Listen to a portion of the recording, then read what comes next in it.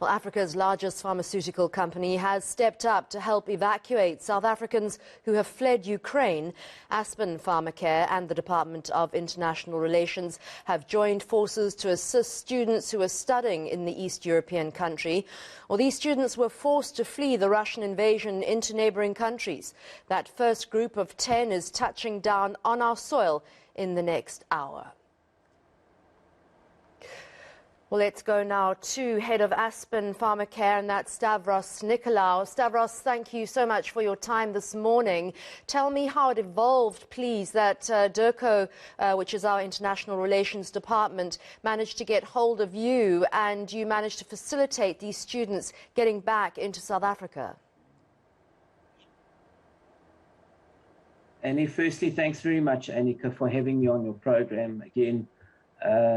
I think the genesis of this, and it was rapidly evolving, was actually a BRICS Business Council meeting that I was participating in.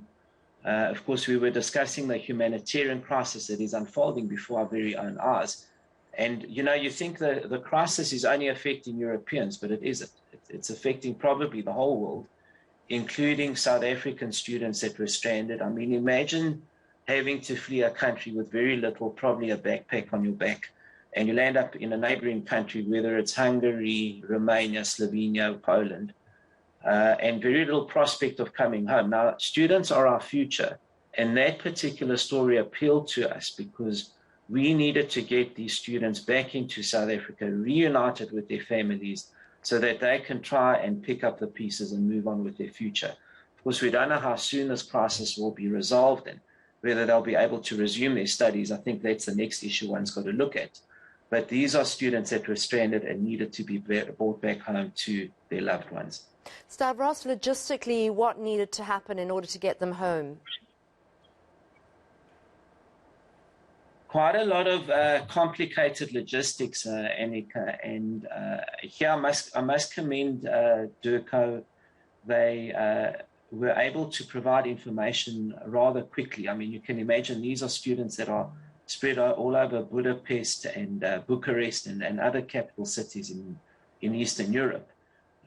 So the logistical coordination between the travel agent, Aspen used its own travel agent, TWF, to get people onto flights within 24 hours took quite a lot of coordination, but particularly we relied on accurate information, and that was available. And, you know, thank goodness the first 10 arrived this morning. It seems that big business is helping. They're actually reaching out and trying to help our International Affairs Department get our students back home.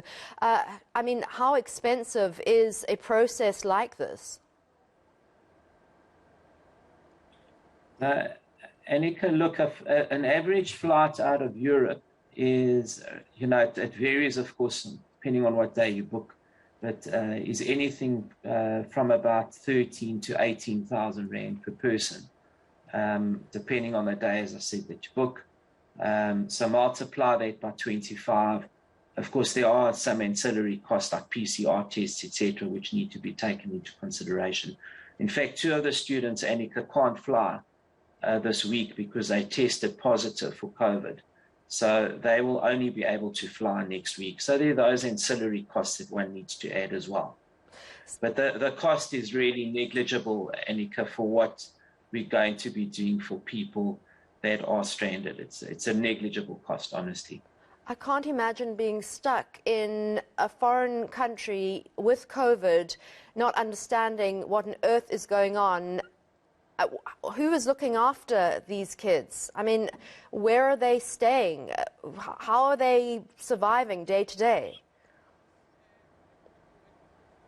Annika, that's part of the problem, is that they fled the Ukraine, and we've all seen those terribly disturbing images of 1.5, 2 million Ukrainians fleeing. It brings back memories of the Second World War, and when people were being shipped in trainloads almost. It kind of brings back those memories.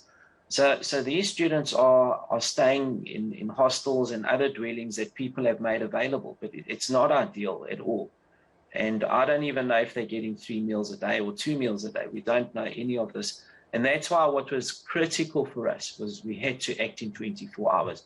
This story had been playing out for 2 or 3 days, and we said, look, let's just get a full team of people here and resolve the issue and get these students back to their loved ones. I think that was important. Those images, Annika, of people being shipped and fleeing in truckloads and train loads is just very disturbing, I must say. And it doesn't seem to be, it seems to be ratcheting up, if anything else. I suppose, Stavros, you don't need to comment on this, but one of the problems is these students have probably sacrificed so much to get to the Ukraine to study, and now their academic timetable has been interrupted, and they're probably at a loss as to what to do. So I know that you try so hard to accommodate people as much as you can. Hopefully you'll be able to help with that too. Thank you so much to Head of Aspen Pharmacare, that's Dr. Stavros Nicolau.